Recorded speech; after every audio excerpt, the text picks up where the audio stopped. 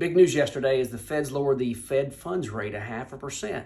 So what exactly does that mean from a mortgage and a consumer standpoint? Well, first of all, when the Feds lower the Fed funds rate, it doesn't directly lower mortgage rates. So mortgage rates did not drop 0.5% yesterday. The Fed funds rate is the rate that banks charge each other to lend money. It does directly impact some consumer debt, such as variable interest rates on credit cards, variable rates, home equity lines of credit, auto loans that have a variable rate. You're also probably going to see a decrease in your savings rate for any savings accounts and high yield savings accounts, but it does not directly impact mortgage rates. Now, banks and lenders and mortgage companies, they were prepared for this drop in interest rates because it was expected that they were going to drop the Fed funds rate. And mortgage rates in general have been on a decline over the past month to 2 months in preparation and anticipation of this reduction in the Fed funds rate.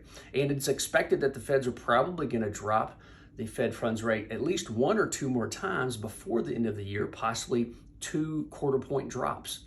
That should result in a trend of mortgage rates continuing to be on a downward decline. But in general, mortgage rates did not drop 0.5% yesterday. Now, mortgage rates are lower today than what they have been really in several months since the beginning of 2003. So if you're a home buyer, a prospective home buyer, it certainly is a good time to get pre-approved to see what your buying power is. Maybe you got pre-approved several months ago and you put the home purchase on hold because rates were a little too high. It's a good time to refresh your pre-approval because your buying power today is certainly better than what it was when you got pre-approved previously earlier in the year or even last year.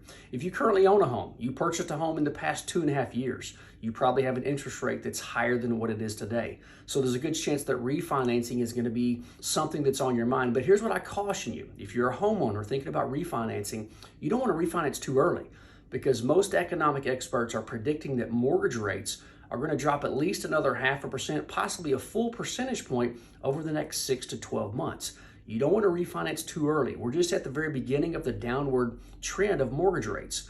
If you'd like to explore what a refinance would look for you right now, reach out to me today. I can send you some numbers to let you know what a refinance would look like. But again, I caution you, you don't want to refinance too early. You want to wait and try to get interest rates when they're close to bottoming out.